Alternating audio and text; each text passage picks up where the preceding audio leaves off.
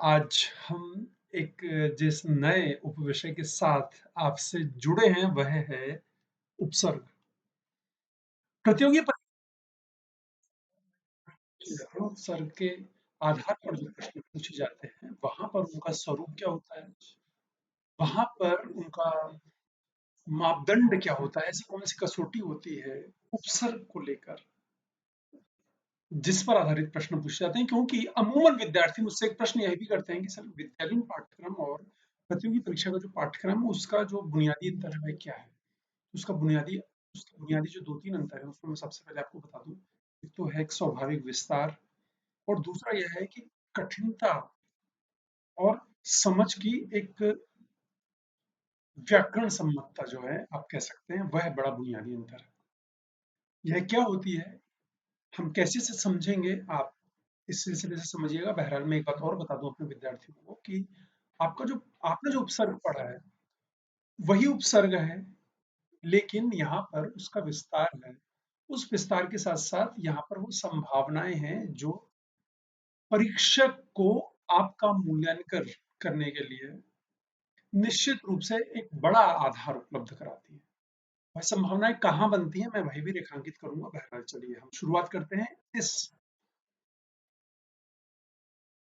आज के उपविषय की इस क्रमबद्धता को देख लीजिए जिससे हम आगे बढ़ने वाले हैं। उपसर्ग का अर्थ, उपसर्ग की परिभाषा, उपसर्ग की विशेषताएं, उसके बाद उपसर्गों का विभाजन, संस्कृत के उपसर्ग, हिंदी के उपसर्ग, उर्दू फारसी के उपसर्ग और अंग्रेजी के उपसर्ग, और उसके बाद दो उपसर्गों से बने हुए शब्द। यह आज का पाठ है जिससे हम उपसर्ग के बारे में पढ़ेंगे। बहरहाल यह देख लें कि सबसे पहले उपसर्ग का अर्थ क्या है। उप और सर्ग के योग से बनता है उपसर्ग। उप का अर्थ होता है समीप, निकट या पास में, और सर्ग का अर्थ होता है सृष्टि। तो इस तरह पास में बैठाकर या दूसरा नया अर्थ वाला शब्द बनाना, यह उपसर्ग का शाब्दिक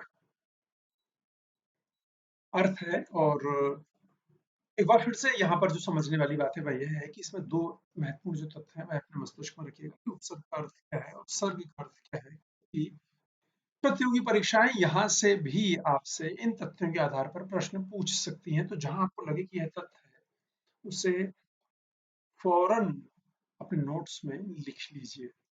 सबसे आसान है। तथ्यात्मकता जो है यह प्रतियोगी परीक्षाओं का सबसे बड़ा स्वभाव है, जैसा कि आप भी जानते हैं। तो उपसर्ग का अर्थ और यह रही उपसर्ग की परिभाषा। जो शब्द किसी शब्द के पहले आकर उसका विशेष अर्थ प्रकट करता है उस शब्दांश को या अव्यय को उपसर्ग कहते हैं। एक ऐसा शब्दांश या अव्यय जो किसी शब्द के प्रारंभ में आकर उसको एक विशिष्टता प्रदान कर देता है उपसर्ग कहलाता है। अर्थात उपसर्ग वे शब्दांश या अव्यय हैं जो किसी शब्द के आरंभ में जोड़कर उसके अर्थ में विशेषता ला दें या उसका अर्थ ही बदल दें, यह उपसर्ग कहलाते हैं। उदाहरण देख लीजिए, प्रतिकार, अभयदान, महानायक, अपयश। यहाँ पर प्रति, अभय, महा, अप, यह सभी जो शब्द के पहले जुड़े हुए शब्दांश या वाक्यांश हैं यही उपसर्ग है। हम आगे बढ़ रहे हैं, देख लीजिए उपसर्ग की विशेषताएं बहुत महत्वपूर्ण है इस अर्थ में भी कि आप भली भांति एक स्पष्ट समझ उपसर्ग को लेकर बना सकें। उपसर्ग में की सबसे बड़ी विशेषता वह है कि शब्द के अर्थ में नई विशेषता ला देता है। प्रतिवर्ष, इस शब्द के अर्थ में नई विशेषता यहाँ पर उपसर्ग में ला दी। दूसरा, शब्द के अर्थ को उलट देना। समान, उपसर्ग लगा आ, असमान। शब्द के विलोम अर्थ प्रस्तुत करने में भी उपसर्गों का प्रयोग किया जाता है। मैं एक उदाहरण दे दूं आपको कि समय,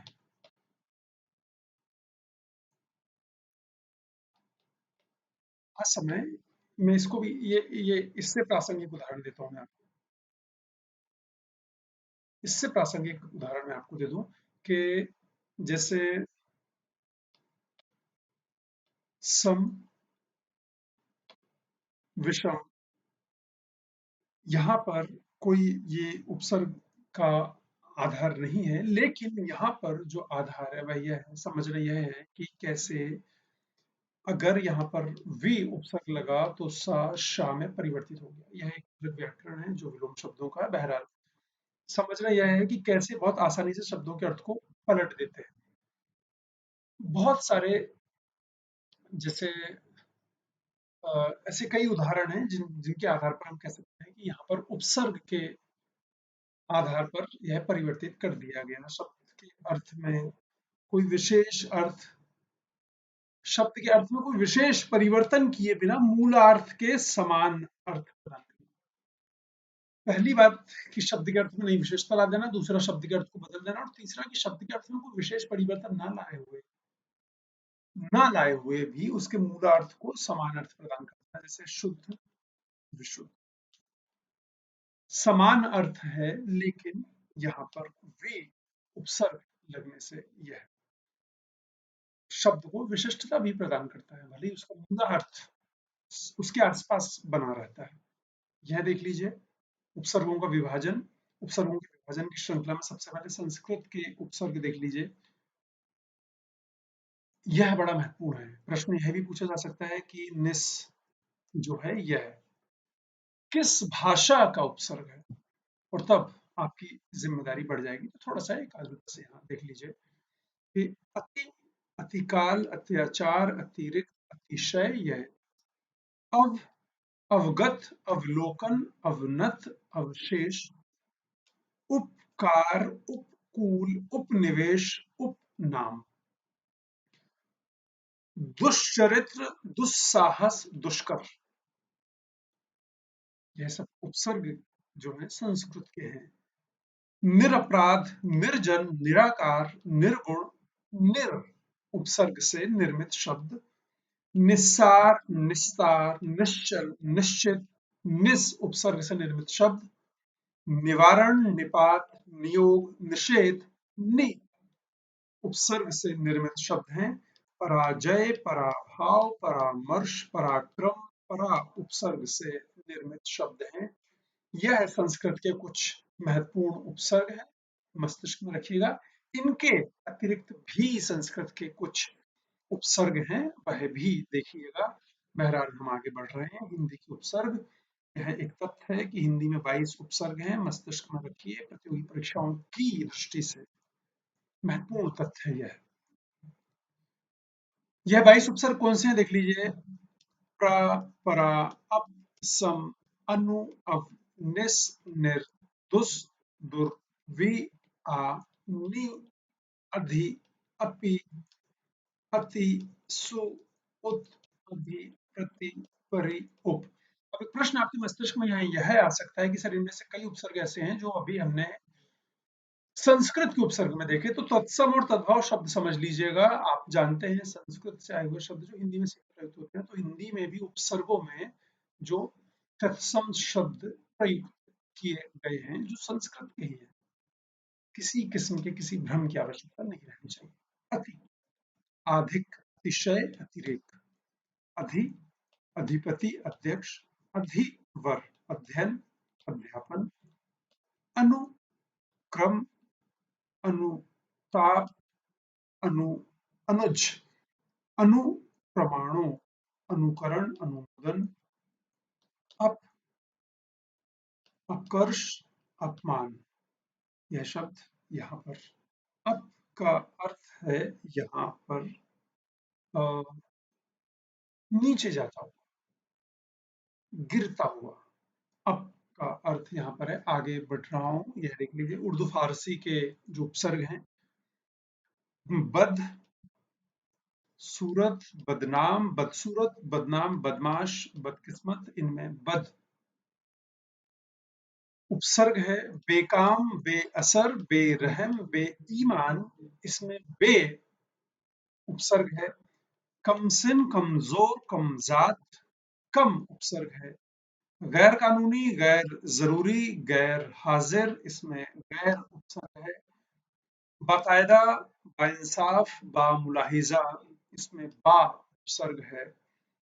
बिला वजह, बिला लिहाज, बिला शक, बिला नागा, इसमें बिला बगैर, यह उपसर्ग है। दर, मयान, दर असल, दर हकीकत, बीच में, इसका अर्थ है ना मुमकिन, नामुमकिन, नालायक, नाचीज, नाकाम। ना उपसर्ग, अल निश्चित, अंतिम। इसका अर्थ अलविदा, अलबत्ता। यह उर्दू और फारसी के उपसर्ग हैं, इनके अलावा भी उपसर्ग हैं, लेकिन यह आप अपने दिलो दिमाग में अवश्य रखिएगा, क्योंकि प्रतियोगी परीक्षाओं का आधार है यह। आपसे प्रश्न यह भी पूछा जा सकता है कि बद या कम या अल यह किस भाषा के उपसर्ग हैं, या प्रश्न ऐसा पूछा जा सकता है कि बिला नागा में उपसर्ग क्या है। तो अगर आप जानते हैं कि बिला का अर्थ बिना है, बगैर है, और यह उर्दू का या फारसी का एक उपसर्ग है, तो आपका काम आसान हो जाएगा। देख लीजिए अंग्रेजी का उपसर्ग। अंग्रेजी का उपसर्ग वाइस जनरल चीफ हेड सब, यह उपसर्ग है अंग्रेजी के। Vice general head chief, viceroy, vice chancellor, vice president, general manager, general secretary, chief minister, chief secretary, chief यहां पर उपसर्ग है। हेडमास्टर, हेड क्लर्क, सब जज, सब कमेटी, सब इंस्पेक्टर, सब यहां पर अंग्रेजी का उपसर्ग है। मैं आगे बढ़ रहा हूं। दो उपसर्गों से निर्मित शब्द। अभी हमने देखे कि संस्कृत के उपसर्ग, हिंदी के उपसर्ग, उर्दू फारसी के उपसर्ग, उसके बाद हमने देखा कि अंग्रेजी के उपसर्ग, और अब आप देख लीजिए दो उपसर्गों से निर्मित शब्द। प्रतियोगी परीक्षाओं में यह भी पूछा जाता है। प्रति, अपवाद, प्रत्यपवाद, दो उपसर्गों से निर्मित शब्द। सम आलोचन, समालोचन, व्याकरण, व्याकरण, असुरक्षित, असुरक्षित, सम आलोचना, समालोचना, सुसंगठित, सुसंगठित, अनियंत्रित, अनियंत्रित। यह ऐसे शब्द हैं जो शब्द दो उपसर्गों से निर्मित शब्द हैं। देखिए आपका काम यहाँ यह है कि आप उपसर्गों में आपकी यह समझ होनी चाहिए कि सबसे पहले कि किस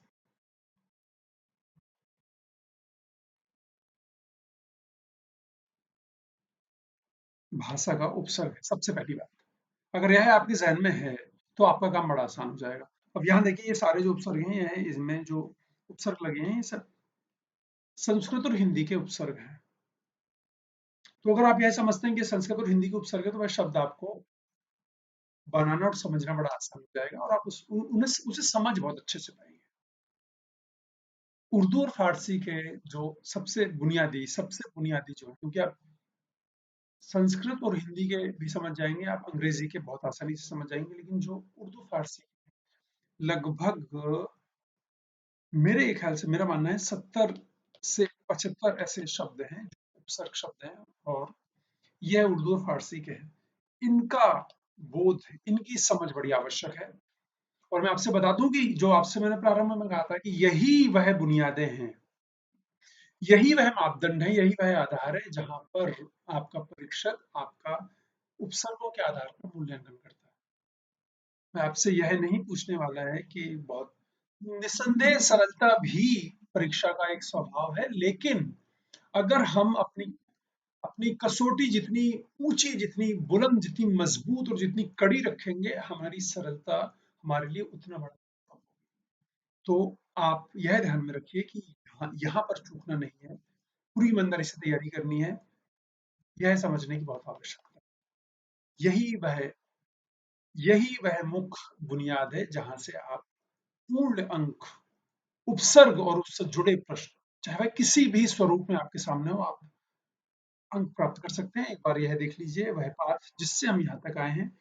हमने देखा कि उपसर्ग का अर्थ क्या होता है, हमने यह देखा कि उसकी परिभाषा क्या होती है। हमने उपसर्गों की 3 महत्वपूर्ण विशेषताएं पढ़ी।